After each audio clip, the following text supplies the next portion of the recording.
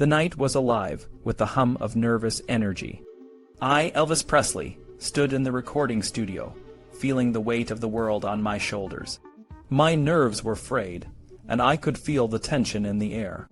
The guys in the band were fidgeting, and even Felton, my producer, seemed a bit on edge.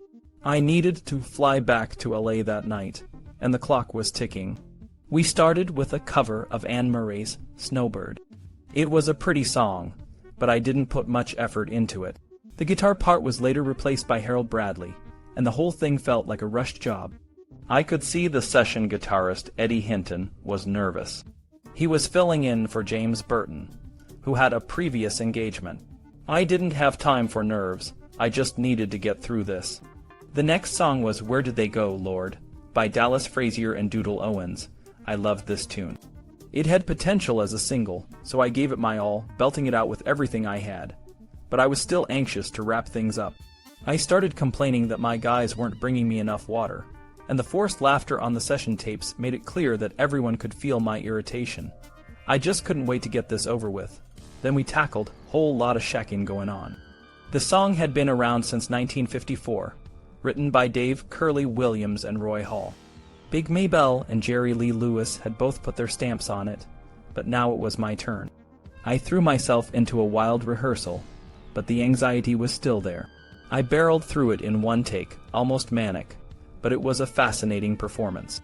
It was a great addition to the country album, but I didn't stick around to hear the final cut. I was already halfway out the door, heading back to LA. Before I left, I tried a song I'd been thinking about for years, Rags to Riches. Tony Bennett had a hit with it in 1953, and Billy Ward and the Dominoes covered it the following year. I gave it the powerful, crescendo-laden approach that had worked so well with The Wonder of You, and You Don't Have to Say You Love Me. There was an air of desperation in my voice, but I couldn't even be bothered to stay long enough to complete a master. Felton had to patch together the best take with an insert from another to create a usable version. Everyone was left nonplussed by my behavior, and Priscilla's comment confirmed my own suspicion. The medications were starting to affect everything in our lives. The Colonel's careful planning had driven me on a relentless schedule. From Las Vegas to Houston, back to Nashville to record, then back to Vegas for the documentary, and finally on tour for 2 months late in the year. RCA, on the other hand, seemed to be all over the place. Their release strategy was haphazard, leaving a trail of 5 new singles, 2 new albums, 2 budget albums full of leftovers, a budget re-release of the Christmas album, and a 4-album Worldwide Gold Award hits package. It was a mess, and it must have confused my audience. I was recording my best music in years, but much of the new Elvis product was substandard. Despite the chaos, the content of my 1970 releases revealed a maturing talent. Elvis Country and That's the Way It Is both made the top 20 and went gold, but the singles didn't match their success. I've Lost You was too ambitious and only reached number 32 on the charts. You Don't Have to Say You Love Me was the opposite, a familiar, proven song with a kitschy Las Vegas arrangement. It sold 1 million copies and hit number 11. People still associate that overblown sound with me, and it's not the real me. The live engagements were a different story. The shows were triumphant, and the film That's the Way It Is served the Colonel's purposes, even if it wasn't the critical success I had hoped for. The Colonel joked with the producer, Denny Sanders, about not winning an Oscar because we didn't have tuxedos for the celebration. But as far as the Colonel was concerned, the film was a product he could sell to anyone who couldn't attend an Elvis show. The year 1970 was shaping up to be the most productive and rewarding of my career. But as I stood in that studio, feeling the weight of the world, I couldn't shake the feeling that things were about to change. I walked into RCA Studio B in Nashville on that May night, ready to record, but I wasn't feeling great. My nose was runny and my eyes were aching. Still, I was determined to make some magic happen. I brought in a male-female quartet, called the Nashville Edition, to help with the sessions. I had been listening to a lot of folk music, especially Peter, Paul, and Mary, and I was inspired by their sweet harmonies and the songs of Bob Dylan and Gordon Lightfoot. We started with The First Time Ever, I Saw Your Face. I wanted to try it as a duet with Ginger Holiday, one of my regular backup singers, but it didn't come out the way I wanted. so we shelved it for later. Next we tackled Amazing Grace, a recent hit by Judy Collins. The rhythm section set a slow, steady beat, and Chip Young added some bluesy acoustic slide guitar. David Briggs played some flashy piano runs, and we all joined in. But after a couple of takes, Felton Jarvis, our producer, told us to tone it down a bit, and we ended up with a more conservative version. The rest of the evening was spent on Gordon Lightfoot's Early Morning Rain and For Lovin' Me. The band played with restrained brushes on the drums and a simple, effective bass line. James Burton and Chip Young had a friendly guitar duel, and Charlie McCoy, known as the fastest harp in the West, took the solos. These songs were true to their genre, but they lacked the spark I usually brought to my recordings. I was having a tough time sniffling and clearing my throat, trying to keep my voice open. After the evening sessions, I checked into a Nashville hospital for treatment of secondary glaucoma. I'd been having eye problems for a while, and no one was surprised when I had to go, but the sessions went on. Felton used the per-booked studio time to mix and overdub for the upcoming album. James Burton even took the opportunity to record his own instrumental album for A&M Records. RCA had already planned to release Life, and Only Believe as an Easter single, and the album coming out in June would use the rest of the 1970 tapes.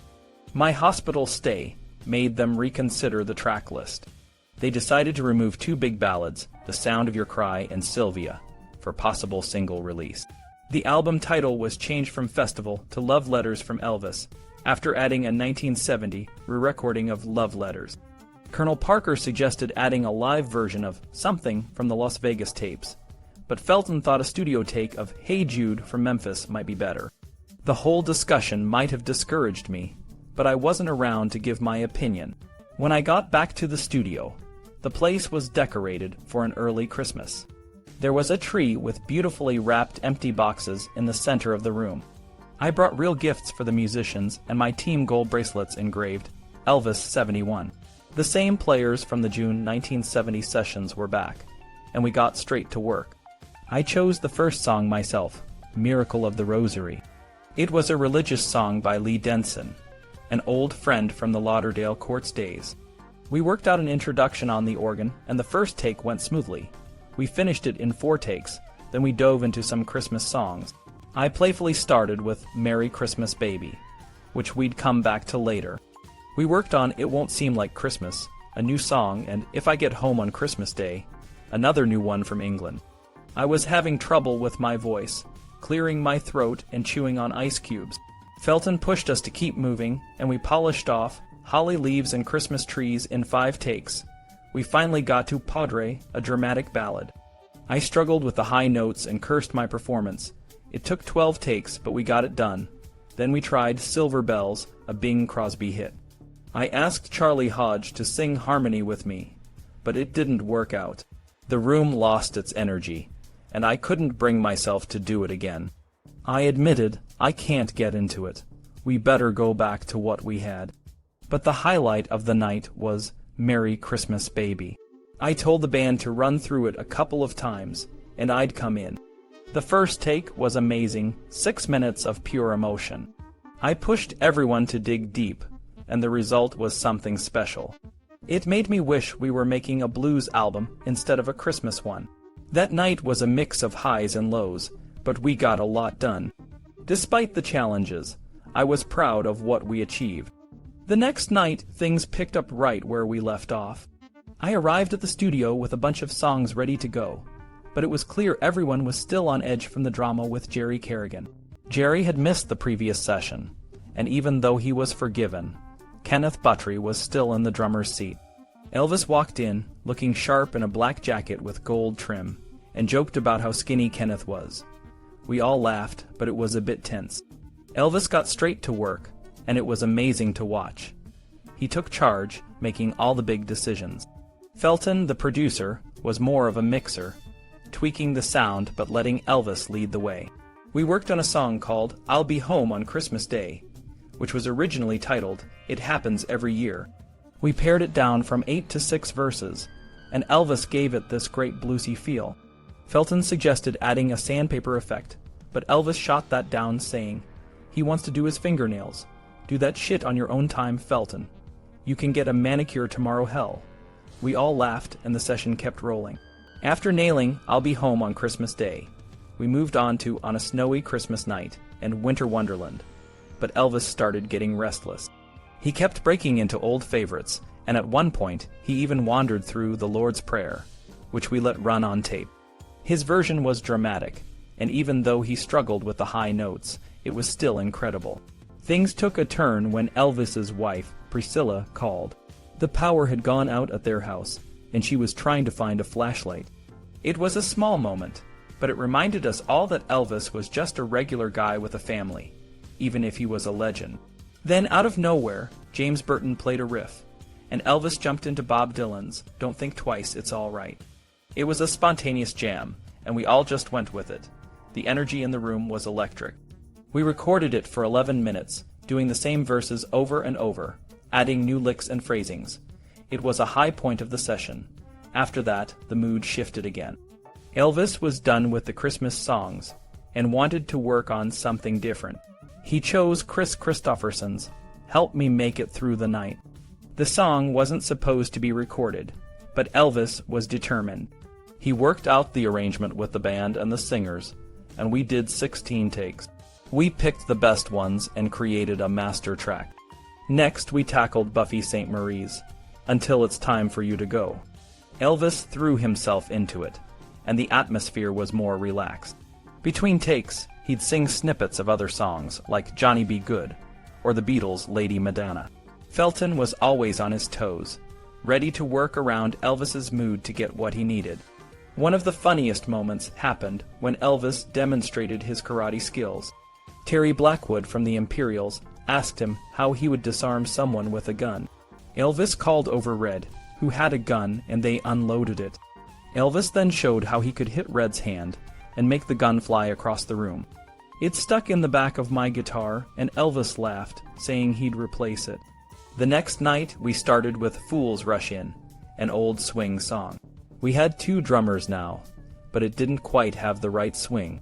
With the Imperials present, we turned to religious material. We recorded He Touched Me, I've Got Confidence, and An Evening Prayer. Elvis was mixing traditional gospel with newer Christian music, creating a unique album. During the day, Elvis slept, but the band kept working. When we came back at night, Felton had a rule: no yawning in the studio. He wanted to keep the energy up. We took breaks in the parking lot, and Elvis joined us sometimes. One night we worked on Seeing is Believing, a new song that Red West had just finished. Elvis was focused, directing the band and discussing backing parts with the female singers. We did A Thing Called Love, with a complex vocal arrangement. Elvis dedicated it to Charlie Hodge, his old friend. We kept the mood light, even when things got a bit rough. Elvis threw in a self-referential line, singing. He left the splendor of RCA Victor, went back to Sun Records. After a meal break, Elvis sat at the piano and did a solo set. He chose old favorites like I'll Take You Home Again, Kathleen, and I Will Be True. These songs were personal to him, and even though they weren't what RCA was looking for, they were moving. The most touching was It's Still Here, another Ivory Joe Hunter song. Felton was excited, thinking they could be great with overdubs. We moved on to newer material, but some songs just didn't click. We Can Make the Morning and It's Only Love were pop songs that didn't fit Elvis's style. He threw in a verse from Bob Dylan's I Shall Be Released, showing how much he loved that song. The last night was tough.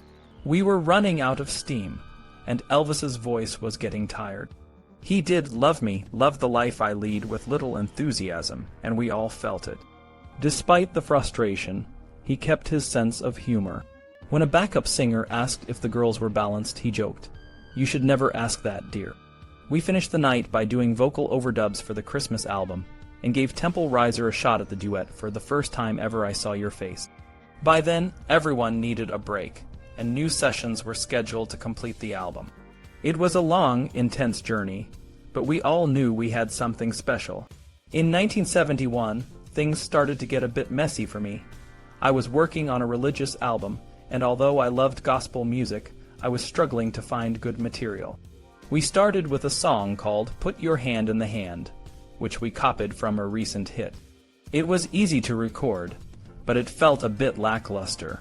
I also tried to redo Until It's Time for You to Go, but it didn't really improve much. The highlight of those sessions was Reach Out to Jesus, where I could really let my voice shine. The second night was tough. I was late and not in the best mood. We tackled There Is No God But God, but it didn't feel right. The band and I were just going through the motions, and it was clear that the arrangements weren't as creative as they could be. We ended up doing some old gospel songs like Bosom of Abraham and I, John. These were more about the harmonies than the band's backing, and while they were solid, they didn't feel as exciting. On the third night, I had more energy. I wanted to try I'll Be Home on Christmas Day again, giving it a stronger beat. Then I decided to record My Way, which had just become a big hit for Frank Sinatra. The band did a great job, but I was feeling tired and not as committed as I should have been. The recording didn't turn out the way I wanted, and I ended up shelving it. One of the new things about these sessions was having 3 female backup singers. They were great, but their constant chatter and rehearsing between takes were a bit distracting. I got frustrated, especially during My Way, and I ended up storming out of the studio.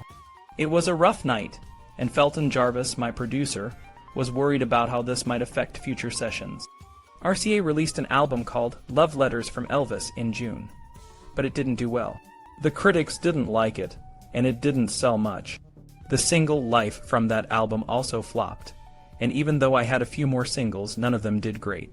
Despite this, my shows in Vegas were still packed, and the fans were loyal. But the press started to comment on my weight, and I was getting a bit out of control. My manager, Colonel Parker, had to keep a close eye on me to make sure nothing got out of hand. By 1972, things got even harder. Priscilla, my wife, announced that she was leaving me.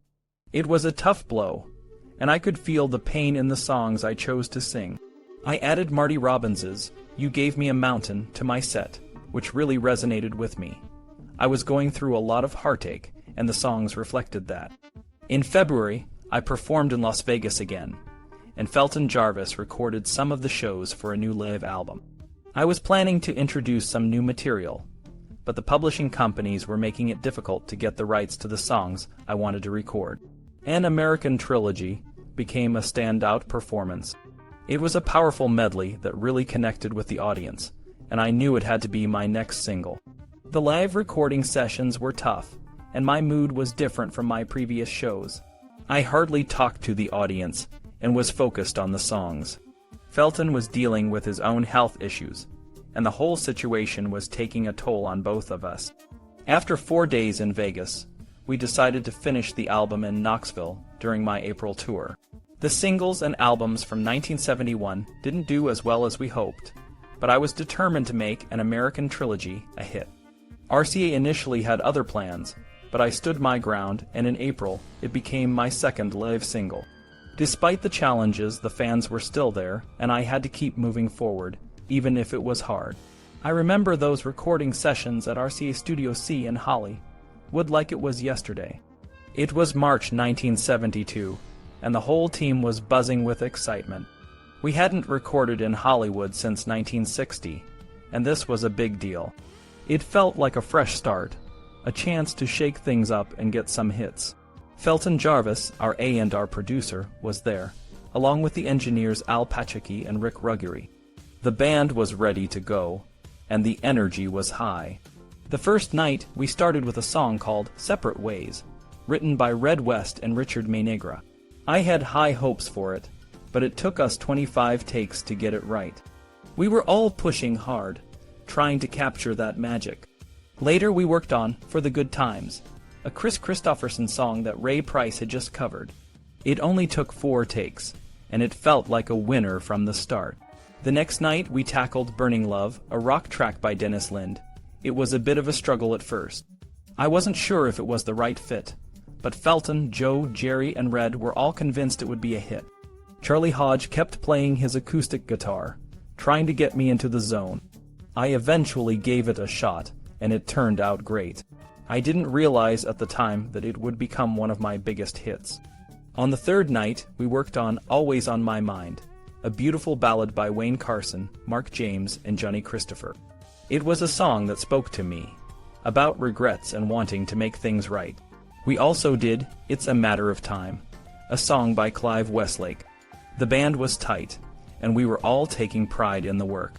Glenn D. Harden's arrangements were making a big difference, and we were all focused on getting each song just right. After the sessions, a film crew came in to shoot a mock session for a new MGM movie, a sequel to That's the Way It Is. We rehearsed for the upcoming tour, and I had a lot on my mind. The biggest thing was the upcoming shows at Madison Square Garden in New York. I hadn't performed there before, and the idea of facing the New York press again after all those years made me nervous. I even talked to Tom Jones about it, and he gave me some encouragement, reminding me of who I was. The rehearsals were intense, and we worked on a mix of new and old songs. We tried out Burning Love and For the Good Times, along with some classics like You Gave Me a Mountain and Never Been to Spain. We also added An American Trilogy, a powerful medley that became a showstopper. The band and I were really clicking, and it felt like we were on the right track. When we finally got to Madison Square Garden, it was a different world. The afternoon show on June 10th was packed, and the energy was electric. We played all the hits and some new material, and the crowd loved it. The evening show was just as amazing. It was a moment I'll never forget, a mix of nerves and excitement, but mostly the joy of performing with a band that felt like family. Those sessions and shows were a turning point. We were creating something special, and it showed in the music. Even though I had my doubts, the band and the team believed in me, and that made all the difference. I remember the year 1972 as a time when everything seemed to be clicking for me. The Colonel, my manager, had this brilliant idea to host a series of shows at Madison Square Garden in New York City. It was a big deal because I hadn't played there before, and New York was a tough crowd. The Colonel knew that if I could win over the New York media, it would be a huge win for my career. Before the first show, the Colonel set up a press conference. I was a bit nervous, but I knew I had to show the New York media that I was still relevant. I told them that I wasn't planning to do a rock and roll show, but instead, I would perform a mix of different styles of music. I wanted to show that I could still connect with my audience and deliver a powerful performance. The press conference went well, and the shows were a huge success. All 4 shows sold out, with 80,000 tickets gone in no time. The energy in the arena was incredible, and I packed in 20 songs in just 1 hour. It was intense, and I felt like I was on top of the world. The show was so successful that RCA, my record label, decided to release an album of the performance just 8 days after the shows. They called it Elvis as recorded at Madison Square Garden, and it became a hit, reaching number 8 on the charts and going gold. The success of the Madison Square Garden shows gave the Colonel and me a lot of confidence. We knew we had to keep the momentum going. In August, RCA released a new single called Burning Love. It was a fantastic song, and it started to climb the charts. Radio stations were playing it, and it eventually hit number 3 on the Billboard charts. It was a huge success, and it showed that I could still make a hit record. The Colonel was always thinking ahead, and he had this grand idea to broadcast a live show around the world. He chose Hawaii as the location, and he arranged for the show to be transmitted by satellite. It was a huge undertaking, and it was scheduled for January 14, 1973. To prepare for the show, I worked hard to get in shape. I was a bit overweight, but with diet pills, exercise, and tanning, I managed to look good for the performance. I also updated my setlist to make sure the Hawaii show would be different from Madison Square Garden. I added some new songs like Fever, I'll Remember You, and Steamroller Blues. I also included some of my recent hits like Burning Love and Always on My Mind. The show was recorded twice to ensure we had enough material for the album, and it was a massive success. The album Aloha from Hawaii was released soon after, and it became another hit. The year 1972 was a turning point for me. I had overcome the challenges of the past and was back on top. The Colonel and I were working together to keep my career going strong, and I was excited about the future. The Hawaii show was just the beginning of what would be a series of successful events that would keep me in the spotlight for years to come. I remember it like it was yesterday. The day of the Aloha from Hawaii show, January 14th, 1973, was huge. I was supposed to perform live to over 1 billion people, and the pressure was intense, but I didn't let it show. I was focused and ready to shine. The show was broadcast live to the Far East and then to Europe the next night, but for some reason the US didn't see it live. Instead, they got a longer version with extra songs added later, which wasn't as exciting. The show was a big deal and the album became a hit, but something felt different. During the show, I felt distant, like I was watching myself from far away.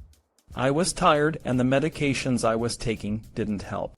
I snapped at the band a few times, especially when we were recording the extra songs late at night. It wasn't my best performance, but the fans didn't seem to mind. They were just happy to see me and the world was buzzing about it. After the show, things got complicated. My manager, the Colonel, and I were thinking about selling the rights to my old songs to RCA for a lot of money. We needed the cash for the divorce and other expenses.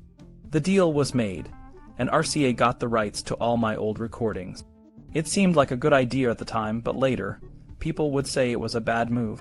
But the truth is, we needed the money, and RCA was happy to pay it. The Colonel also wanted to change how we handled song publishing. He set up new companies and made sure no one else could influence what songs I recorded. He wanted everything to be under our control. But the new album, which was supposed to follow the Hawaii show, didn't do well. The label wasn't happy, and they wanted more control over my recordings. I was on the road a lot in the first half of 1973, and it was tough. I had laryngitis in Vegas and had to cancel some shows. I looked and felt bad, and the reviews were not kind. I was overweight and my voice wasn't strong. It was a rough time. I finally got a break in July, but RCA wasn't done with me. They wanted me to record a new album, and they set strict rules. I had to do it their way, and I was tired. Marty Lacker suggested we record at Stax Studios in Memphis.